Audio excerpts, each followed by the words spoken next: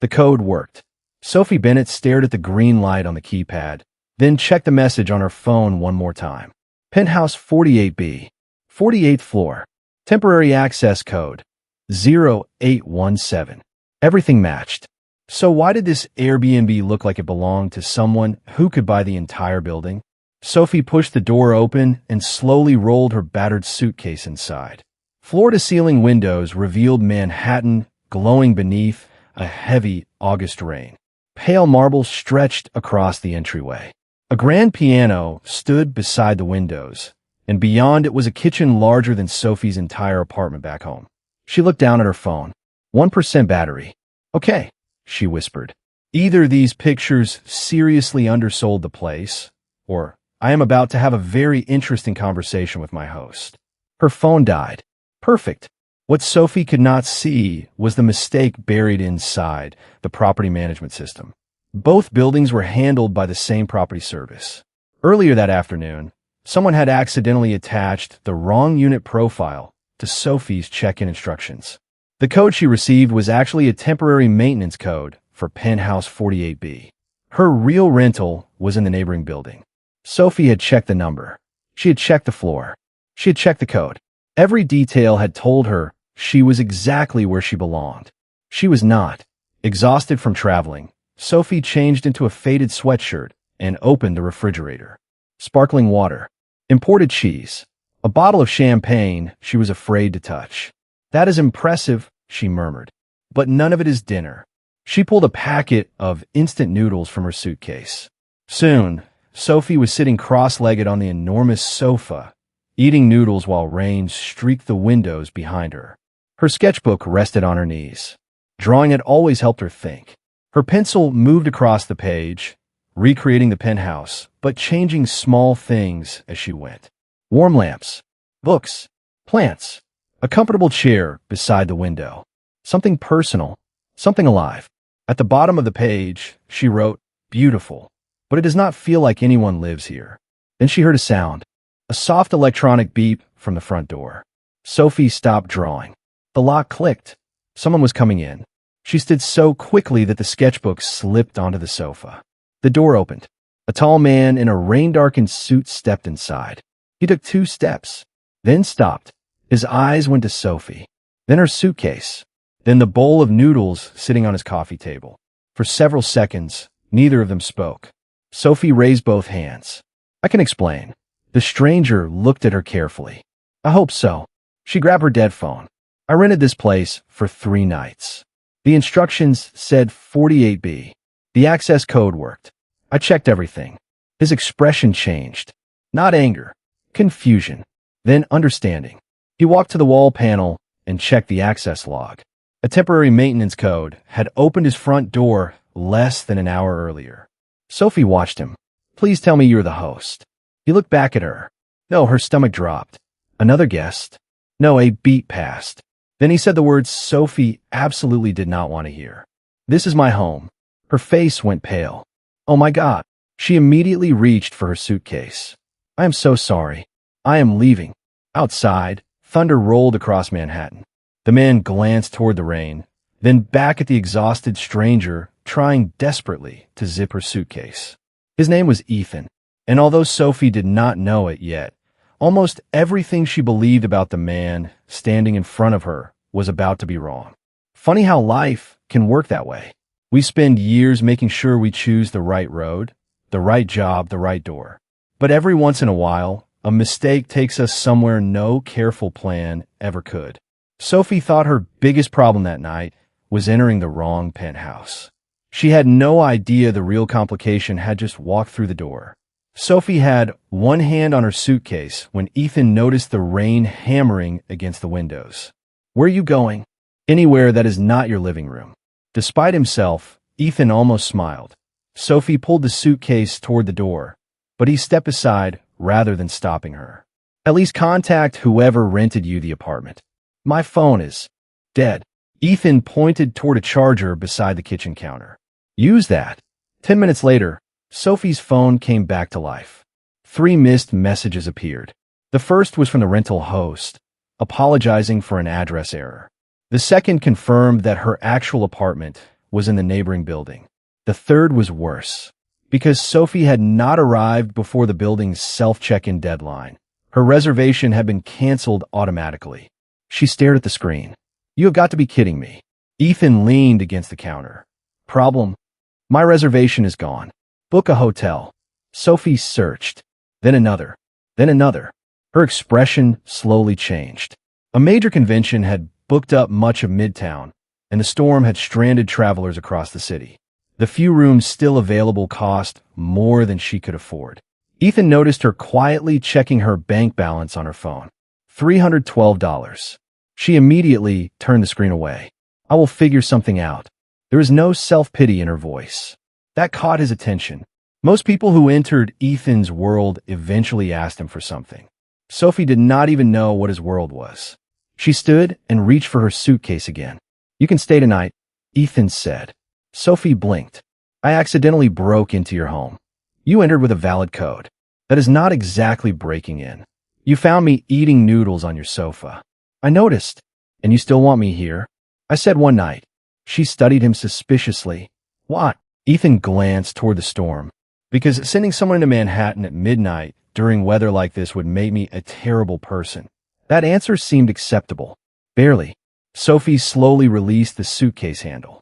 "Fine. One night. But I am paying you something." "No." "Then I am replacing the noodles. They were yours." "The bowl."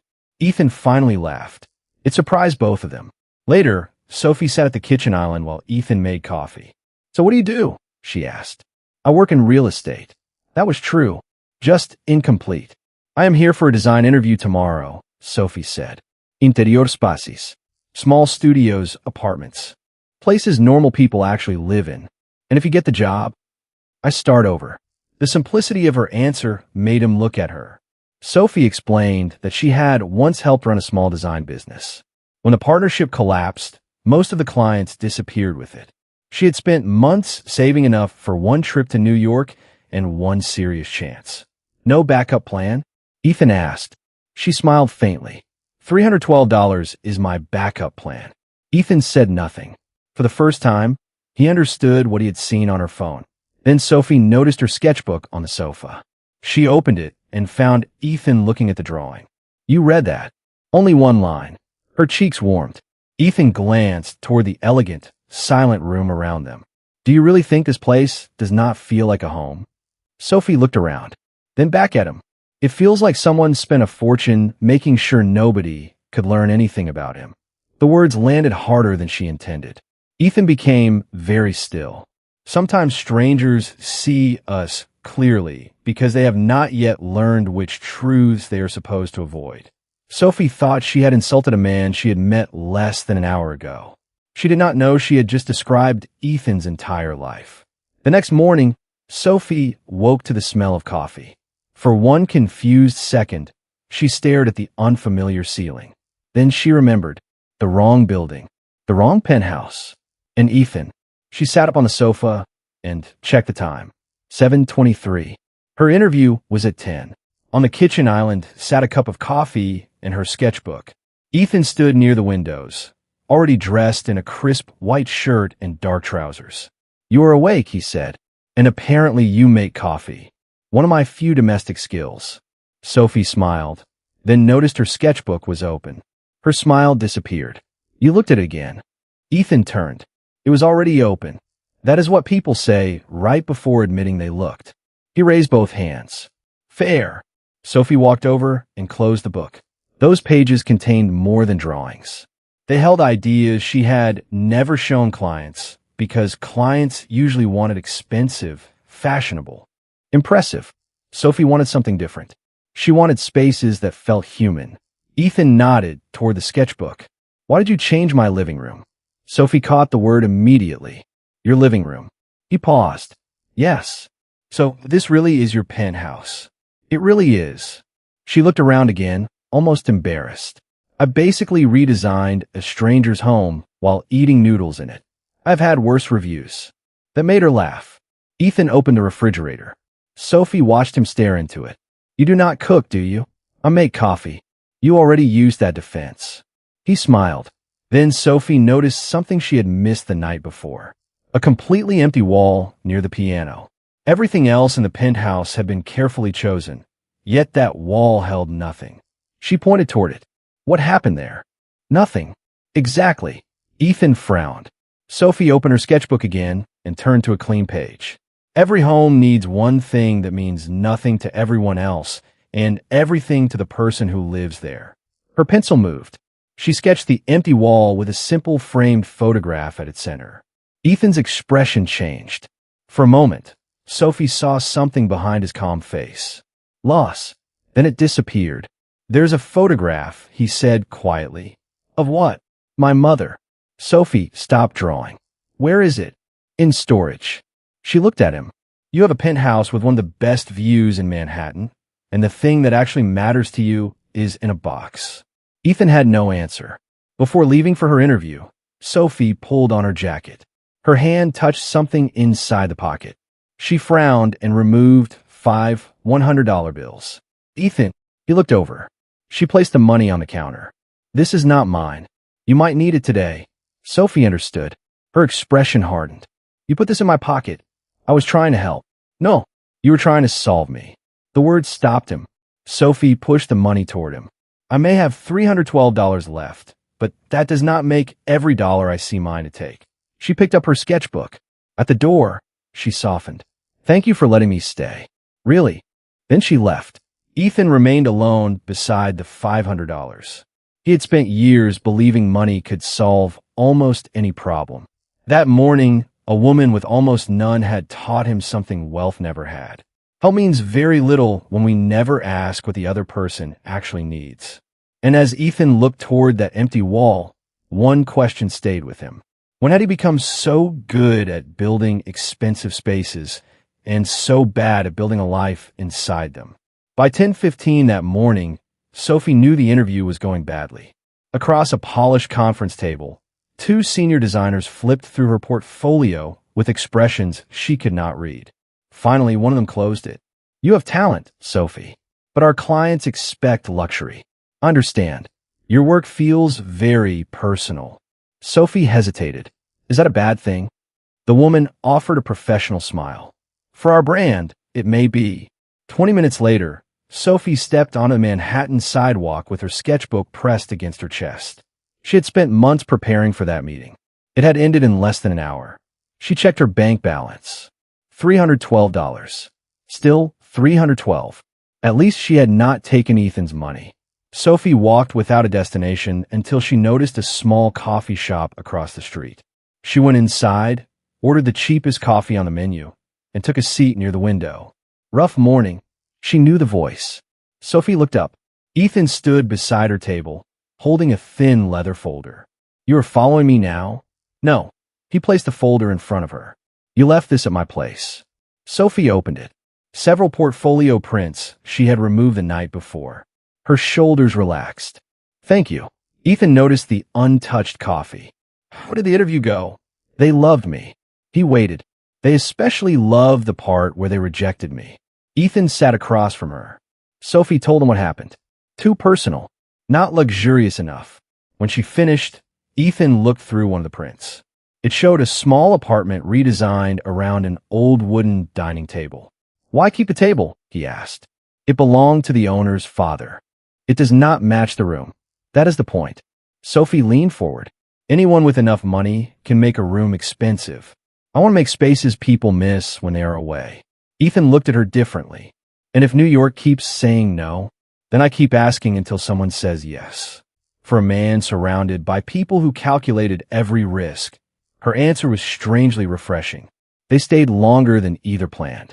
They talked about terrible apartments, overpriced coffee, and why Ethan apparently owned no food that could become an actual meal.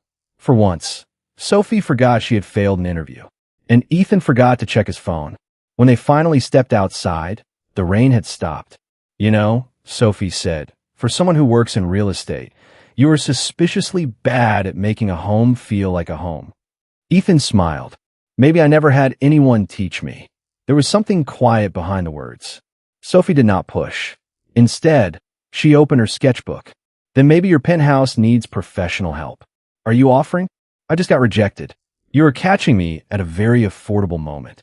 Ethan laughed. Coffee tomorrow? Sophie pretended to consider it. Only if you buy something cheaper than $500. Still angry about that? Absolutely. She walked away smiling. Sometimes the second meeting matters more than the first. The first can be an accident. The second is a choice. And neither Sophie nor Ethan was ready to admit that they had just chosen to see each other again. Over the next 3 days, coffee turned into longer conversations. They talked about design, New York, and everything except the questions Ethan was still avoiding. By Saturday, Sophie was standing in his penthouse again. This time, she had been invited. And this time, she brought supplies. 2 plants, a canvas bag filled with fabric samples, and a secondhand table lamp she had found at a flea market for $28. Ethan stared at the lamp. That is going in my living room. It has character. It has scratches. Exactly. Your furniture looks afraid of fingerprints. Ethan shook his head, but Sophie caught the smile he tried to hide. She had agreed to help him rethink the penthouse for a modest consulting fee. Ethan had offered more. Sophie had refused. So they compromised. She would choose the price. He would stop trying to solve problems by adding zeros. Over the next 2 weeks, the penthouse slowly changed. Sophie moved furniture away from the walls. She replaced cold, decorative pieces with books Ethan actually read. She added plants near the windows and warmer lamps beside the sofa. One Saturday, they bought a used wooden bookshelf and decided to assemble it themselves. 2 hours later, it leaned noticeably to the left. Sophie stepped back. That is terrible. Ethan tightened another screw. You designed it. I did not manufacture it. You chose it. You are the real estate expert. I work with buildings. I did not assemble bookshelves. Sophie laughed so hard she had to sit on the floor. Ethan looked at her, then at the crooked shelf. And suddenly he was laughing too. It was an unfamiliar sound in that apartment, but it fit. Later, while searching a storage cabinet for an extension cord, Sophie found a small cardboard box. She opened it carefully. Inside was a framed photograph of a younger Ethan beside an elegant woman with the same dark eyes. His mother. Ethan entered the room and stopped. Sophie immediately lowered the photograph. I'm sorry. I was looking for a cord. He said nothing for a moment. Then he took the frame. She died 8 years ago. I am sorry. Ethan looked toward the empty wall near the piano. Sophie remembered their conversation. Every home needs one thing that means nothing to everyone else and everything to the person who lives there. She did not repeat it. She did not need to. Ethan walked across the room and placed the photograph against the wall. Help me hang it. Sophie smiled. Yeah. That evening, the photograph finally had a place. So did the scratched lamp. So did the crooked bookshelf. And somehow, Sophie was beginning to have one too. As she gathered her things, an envelope slid beneath the front door. Sophie bent down and picked it up. Printed across the front were 4 words. Ethan Cole. Private and confidential. She frowned. Cole. Ethan turned. Sharply. Sophie looked from the envelope to him. You never told me your last name. You never asked. His answer came easily. Too easily. Sophie studied him. Why do I get the feeling that name means something I am supposed to know? Silence. Just a second too long. Sometimes 1 second is enough for trust to notice something fear has been trying to hide. Ethan took the envelope gently from her hand. It is complicated. Sophie studied his face. She wanted to believe him. The harder question was whether Ethan was finally ready to give her a reason to. For days passed, and Sophie never asked about the envelope again. But she remembered the name. Ethan Cole. She had searched for it once on her phone, then stopped before pressing enter. If Ethan had something important to tell her, she wanted to hear it from him. Still, something felt unfinished. Then, on Thursday afternoon, Sophie received an unexpected email.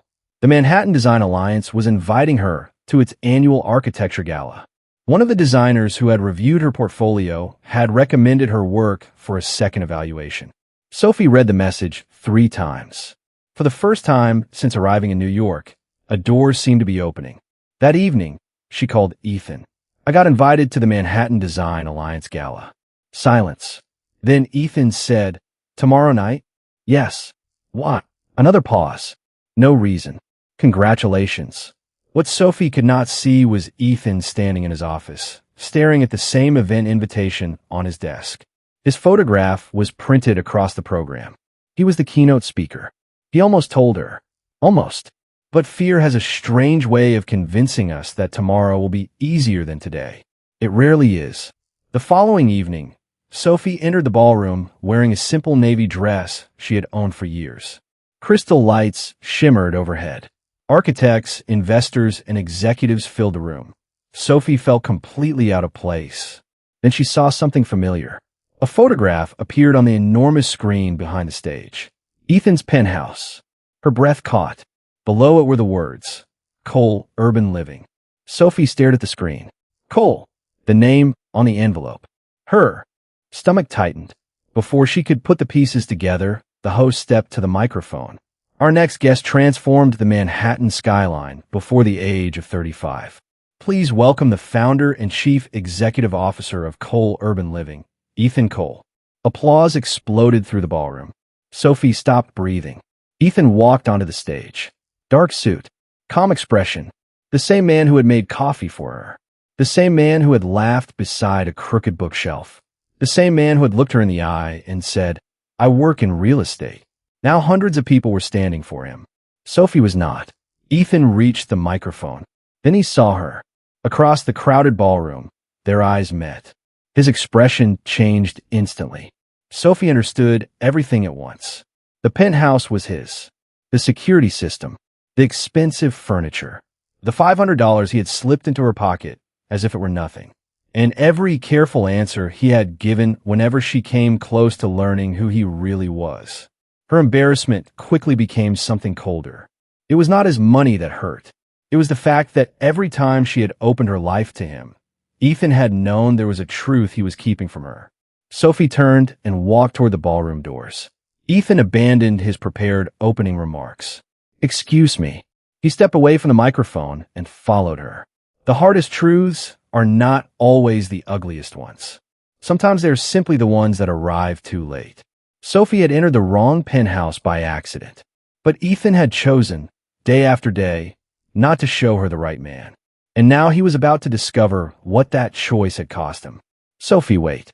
She heard Ethan behind her, but she kept walking until the ballroom doors closed and the applause became a muffled sound behind them. Only then did she turn. Ethan Cole. He stopped several feet away. Sophie, I can explain. You already had 2 weeks to explain. Her voice was quiet. That made it worse. Ethan loosened his jaw. The first night, I did not know you. You were a stranger in my home. I understand that. Then we started talking, and you treated me like a normal person. Sophie stared at him. So you decided to keep me uninformed because you like how I treated you? No, it was not like that. Then what was it like? Ethan had negotiated deals worth hundreds of millions of dollars without losing his composure. Now he could not find the right sentence. I was afraid that once you knew, everything would change.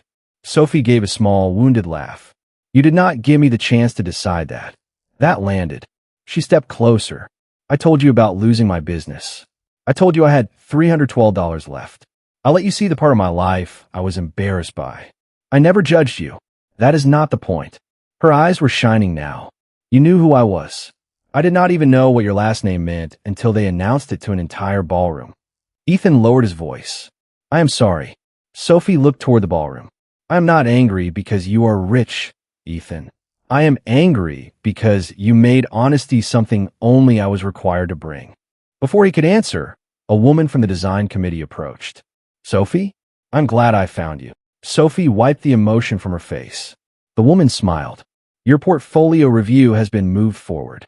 Someone from Cole Urban Living contacted our studio this morning. Sophie went still. She slowly turned toward Ethan. You contacted them? No, your company did. I did not authorize anything. The woman sensed the tension and excused herself. Sophie looked devastated. So even the second chance was not mine. It was yours. How am I supposed to know that? Ethan had no answer that could repair what the timing had broken. Sophie removed the temporary penthouse access card he had given her for the design work and placed it in his hand. I wanted one opportunity one could earn for myself. You did earn it. Then prove it by staying out of it. She walked away. This time, Ethan did not follow. The next morning, he entered his office and demanded the internal records. What he found changed his anger into something colder. The portfolio referral had come from his company, but not from him. His chief financial officer had authorized the contact after learning about Sophie. With a major board vote approaching, he considered Ethan's relationship with an unknown designer a reputational risk. He wanted Sophie gone before reporters or investors started asking questions. So he created exactly the kind of favor Sophie would hate most, knowing that if she discovered it, she would assume Ethan had used his influence behind her back. Ethan stared at the authorization record. He could have turned the discovery into a public war. Instead, he ordered a formal investigation, canceled every intervention involving Sophie, and removed himself completely from her portfolio review. If her work moved forward, it would happen without his name, his money, or his influence. For once, power would not be used to control the outcome. It would be used to protect her right to choose. Ethan was beginning to understand that an apology was only a sentence. Real accountability begins with what we do after the person we hurt is no longer there to see it.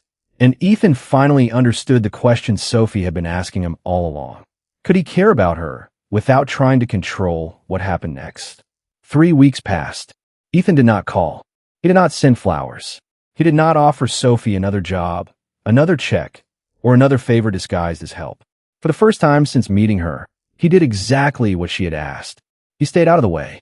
Sophie remained in New York, renting a tiny room in Queens while sending her portfolio everywhere she could. She had withdrawn from the gala referral entirely. Whatever came next, she wanted it to begin somewhere Ethan's name had never opened a door. Then, one Tuesday morning, an independent design studio called. They wanted her, not because of Ethan, not because of Cole Urban Living, because a small apartment renovation in her portfolio had stayed in the review panel's mind. Sophie accepted before they could change their minds. That night, she sat on her bed staring at the offer letter. She had wanted to feel victorious.